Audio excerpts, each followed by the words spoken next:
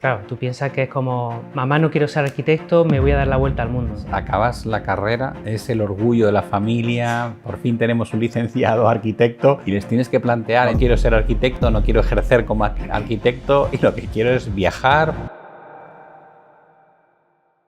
Inteligencia viajera, querría que te hagas tú la presentación, pero te voy a ir preguntando yo. Nómadas digitales son conceptos que cada vez se oyen más. Cuéntanos un poco, yo creo que me he empapado mucho de tu proceso en los últimos 8 o 9 años, pero si no me equivoco, 2015 marca un antes y un después, ¿no? Porque venías de ser un perfil tradicional, y cuando yo digo tradicional, estudiante de arquitectura, habías estudiado música, creo que incluso tenías un grupo. Bueno, atleta, creo que habías sido atleta también, ahora nos contarás estas cosas, y de repente se da un vuelco en tu vida y emprendes la vida viajera, pero compatibilizada con el trabajo sin una ubicación física concreta. Desarrolla un poco esto, cuéntanos cómo llegas a ese punto, cómo nace este proyecto. Bueno, yo creo que hubo un par de puntos de inflexión, ¿no? Que probablemente fue la primera vez que voy a viajar, o sea, a viajar, no es a viajar, sino es más a vivir a otro país, que fue a través de estas antiguas becas que se llamaban Erasmus, que no sé si actualmente están o no. Sí, todavía siguen, ¿no? Y de alguna manera yo, claro, pues como siempre, una familia humilde de un pueblecito de Granada, mi abuelo no sabía ni leer ni escribir, o sea, todo el día pues familia de campo y de obra, por así decirlo. Entonces, de alguna manera, yo fui como la primera persona de mi parte de padre, por así decirlo, que pudo estudiar e ir a la universidad. Entonces, eso fue como una revolución, ¿no? Que parece cuando está hoy día, que es lo más normal del mundo, pues hace 10, 15 años no era tan normal tener la capacidad adquisitiva de poder ir a una universidad pública, no te estoy diciendo ni una privada, ¿no? Y pues como tú bien dices, pues tienes que ser bueno, tienes que sacar buenas notas, tienes que ir a la universidad, después tienes que buscar un trabajo de oficina. Claro, arquitecto era como el orgullo de la familia, ¿no? Sobre todo mi abuelo, es que como el nieto va a ser arquitecto, ¿no? Antes el arquitecto era una persona... licenciado, sí. Sí, el licenciado en arquitectura, era una persona como de honor, con buena reputación. Claro, hoy en día un arquitecto es como una persona más que probablemente tengas poco trabajo y te tengas que ir de España y probablemente de Europa, ¿no? Entonces las cosas han cambiado muchísimo en los últimos años. Yo me licencié en 2014 en Granada y el primer punto de inflexión, como te decía, fue en 2010 y en esa beca, claro, estuve viviendo en Polonia. De hecho, yo cogí los diferentes destinos que había, miré el mapa y digo, ¿cuál es el que está más lejos de Granada? Y ahí vi Polonia, y era en el norte, que justo fue en Gdansk, que es la primera ciudad donde empezó, digamos, la Segunda Guerra Mundial, ¿no? Donde la primera bomba en el puerto de Gdansk fue allí porque todavía era, bueno, una parte alemana, etc. Y de alguna manera la universidad era en inglés, entonces yo soy un matado para los idiomas, literalmente. Y con 20, ¿cuánto eran? 20 y tantos años no sabía hablar nada, o sea, ni inglés, ni portugués, ni francés, ni nada, ni español prácticamente, porque encima todo venía de Andalucía, entonces mal. Y allí aprendí inglés y eso digamos que es como que te conecta con el mundo, de verdad. Digamos que en España quizás antiguamente, o si vienes de un pueblo, pues estás en una burbuja que no es la realidad, ¿no? Y ahí conocí los primeros nómadas digitales, que ni siquiera sabíamos en aquello entonces que se llamaba nómada digital, ¿no? Luego digamos que el término pues se acuñó más, sobre todo en términos anglosajones. Para la gente que no lo sabe, el nómada digital es alguien que goza de cierta libertad para trabajar desde cualquier lugar, es un poco la descripción. Exactamente. Incluye un poco la deslocalización física. Sí, yo digo que tiene como 3 libertades, que es la libertad temporal. De alguna manera puedes gestionar tu tiempo porque tienes una labor flexible, que es la libertad geográfica, que de alguna manera pues, puedes moverte o no. También el concepto nómada, muchas personas piensan que es como que todo el rato te estás moviendo. Y no es eso, sino es que tienes la libertad de moverte o no moverte, pero tienes esa libertad. Y luego normalmente está la libertad económica, que no, quizás no está como entendida como una libertad de soy multimillonario, sino que tienes más de lo que necesitas para vivir. Normalmente muchos nómadas tenemos una vida, entre comillas, bastante frugal, austera.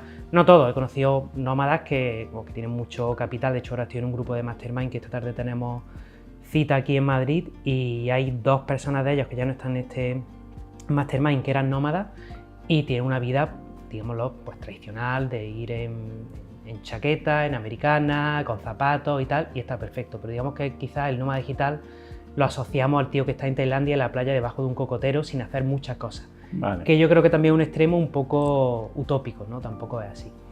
Y ahí empezó un poco. En Polonia conocí eso, gente que vivía, eran periodistas, escribían libros, tenían un blog en aquello entonces, ¿no? Y monetizaban a través de AdSense o a través de marketing de afiliados, que recibían una comisión por un link que clicaban en su web. Y yo dije, ostras, esto es la hostia, ¿no? Porque, claro, mi mundo era, me voy a meter en una oficina de 9 a 5 y luego en verano o en Navidad pues tendréis un tiempecito como para viajar. Y de repente descubres que hay otra vida es posible, ¿no? Que hay gente que vive de manera muy diferente, que parecen que son más felices, parecen, luego tampoco lo sabes, ¿no? Porque también había momentos muy duros, y a partir de ahí yo dije, ostras, voy a terminar la facultad porque creo que es un compromiso familiar que de alguna manera mis padres están invirtiendo muchísimos recursos que no es que vayan sobrados, y digamos que terminé. ¿Cómo diablos planteas, acabas la carrera, es el orgullo de la familia, por fin tenemos un licenciado arquitecto, sí, y les tienes que plantear, entiendo, no quiero ser arquitecto, no quiero ejercer como arquitecto y lo que quiero es viajar o... ¿Cómo haces ese salto? La primera conversación no fue agradable, claro, tú piensas que es como, mamá, no quiero ser arquitecto, me voy a dar la vuelta al mundo, y es como, niño, que se te ha metido en la cabeza, ¿no? Siempre he sido un poco el raro de la familia, o sea, que también esperaban giros poco esperados, pero la verdad que he tenido mucha suerte con mi madre y con mi padre, porque, claro, la primera era como un shock, como, hostia, ¿qué vas a hacer con tu vida? Pero de repente mi madre era como, ¿qué necesitas? ¿No? O sea, en 24 horas pasaron de ¿qué vas a hacer con tu vida? Estoy preocupado. Es amor por un hijo, de verdad, ¿no? Sí, o sea, ahí ver el amor incondicional, ¿no? Que yo, por esa parte, yo creo que tengo mucha suerte, y mi madre al día siguiente era, ¿qué vas a hacer? ¿Qué necesitas? ¿Dónde te vas? ¿Cuánto dinero quieres? Y ya estamos aquí para... Y claro, para mí eso era como, hostia, un regalo, ¿no? Porque sentirte... También, claro, yo soy hijo único, mis padres no podían tener niños, tuvieron un proceso bastante duro hasta tener 8 años, mis padres son más mayores de lo que la mayoría son abuelos, podríamos considerarlos, porque yo tardé mucho en nacer en aquella época, ¿no? Que se tenían niños a los jóvenes, 20 años, 18, 19, 20, 21... Mis padres me tuvieron a los 34, 35 años, ¿no? Lo cual era una distancia, claro. Ahora es normal, pero vamos. Y la cultura que tenemos ellos y yo, pues no encaja, es muy diferente, ¿no? Una generación mucho más tradicional que piensa en el trabajo para toda la vida, en la pareja para toda la vida, en la casa incluso, o en el país que te quedas para toda la vida. Y esto lo describe muy bien Zygmunt Bauman, que es un sociólogo, filósofo polaco, que él habla mucho de la sociedad líquida, ¿no? Y esta sociedad en la que tu trabajo es líquido, ¿no? O sea, cuanto más intentas coger el trabajo, la pareja, la familia, tu casa, más se te escurre. E intentas meterlo en un vaso, pero el vaso se va a romper o se va a derramar, y creo que lo describe muy bien ese concepto de que vivimos en una sociedad pues vertiginosa, cambiante, la tecnología pues lo ha cambiado todo. Y ahí empezó todo, en esa primera conversación, que yo dije, ostras, me van a matar, y luego ya, claro, también yo fui bastante rápido, a los 6 meses estaba viviendo ya de inteligencia viajera, que fue el primer proyecto online, y al primer año me dediqué a eso, a formarme, tenía mi grupito, con el grupito pues tocábamos en la calle, hacíamos pase de gorra, que se decía, grabamos un CD, y con esos primeros ingresos más un apoyo importante económico de mis padres, yo vivía en casa de mis padres hasta que empecé la vuelta al mundo, por así decirlo, vale, en 2016. Entiendo, yo por lo que he oído, tu primer viaje es a Dublín, si no me equivoco, ¿no?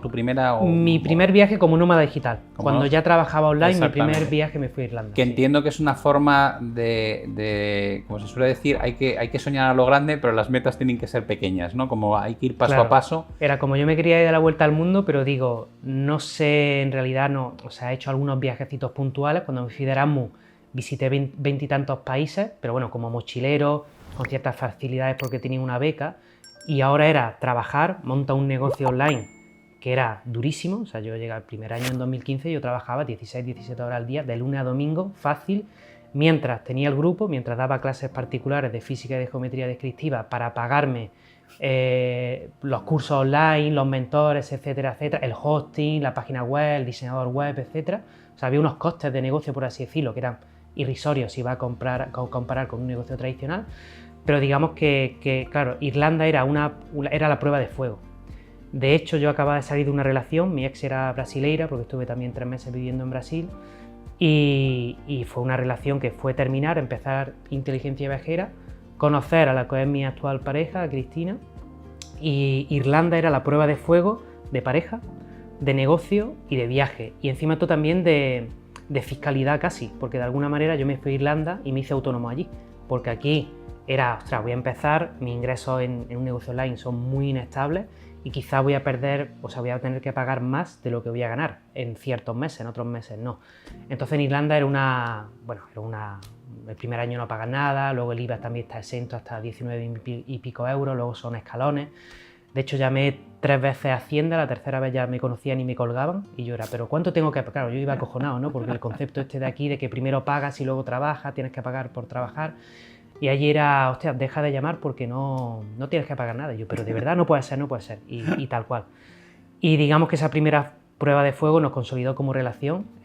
Podíamos convivir, porque claro, cuando luego nos fuimos a dar la vuelta al mundo era 24/7 trabajando y viajando. Sí, sí. Y además con éxito porque sigues con ella. Y seguimos juntos, o sea que, claro, después de eso cualquier cosa es Vale, posible. cuando tú lanzas la idea de... O sea, cuando ya definitivamente planteas vamos a viajar por todo el mundo, vamos a trabajar mientras viajamos y lanzas... hay un blog, ¿no? Un blog de viaje y marketing. Un poquito eso de marketing es, donde ahí. narras todo el recorrido. La primera pregunta es, ¿teníais planificado realmente el viaje o ibais planificándolo sobre la marcha?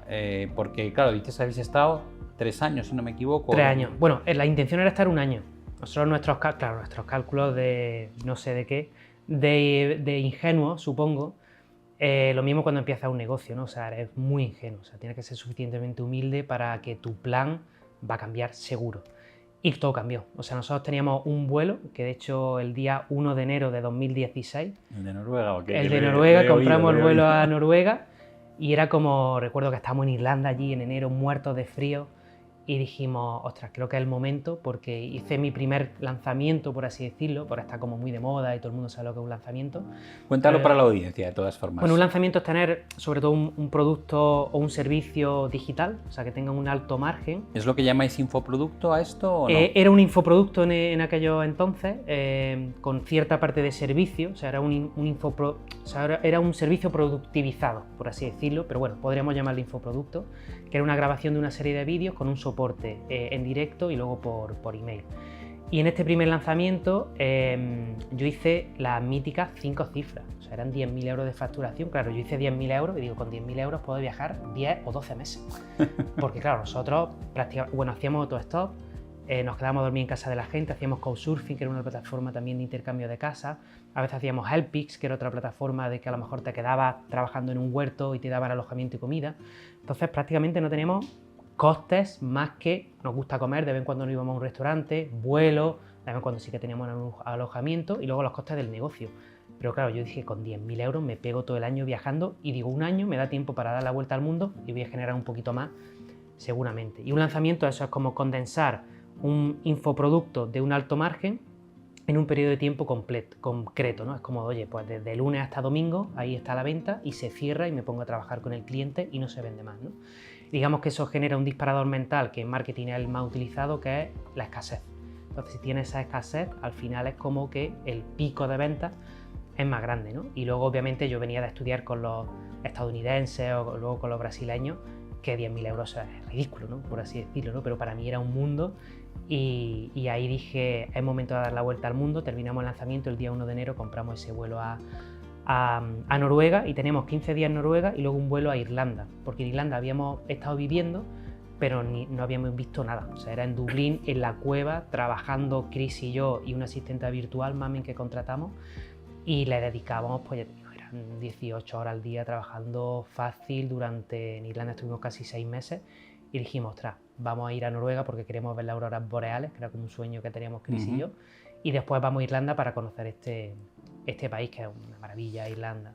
Entiendo que el único requisito fundamental es que tengáis una buena conexión de internet, ¿no? Y tampoco, luego descubrimos no. que hay mucha parte de, por ejemplo, yo editaba artículos y los puedes, es verdad que no los puedes maquetar en WordPress, pero sí que los podía editar en un Word con los H1, H2, H3 que se llama, incluso meterle un poquito de SEO y luego pasarlo al maquetador, sea WordPress o sea otro LMS, ¿no?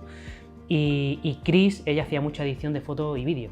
En realidad no necesita estar conectado a internet. Vale. Pero mayoritariamente, si tienes conexión a internet, pues mucho mejor. Ahora es más complicado, porque cuando empecé yo con sesiones de editoría, consultoría, mentoría, ahí sí que era un problema porque, claro, el uso horario, la conexión a internet, y ahí era una odisea muchas veces la vuelta al mundo, depende de dónde estuviera. A veces teníamos vacaciones forzadas porque directamente llegábamos al país, que habíamos leído que compraba cierta tarjeta en cierto punto, tenía internet, y luego no había.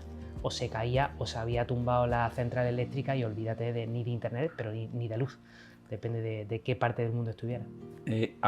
¿Habéis viajado por todas las partes del mundo? Es decir, Bueno, no, el mundo es enorme, ¿no? O sea, yo tengo un mapa mundi. Todos los continentes sí. Todos los continentes sí. La vuelta al mundo vivimos todos los continentes, sí. Y podríamos decir todas las grandes culturas o los grandes idiomas, sí. Y tuvieses que quedarte con, no digo un país o una ciudad, sino un continente que te haya sorprendido por la riqueza, por el sentido de experiencia, riqueza, de decir, llegar aquí y decir, madre mía.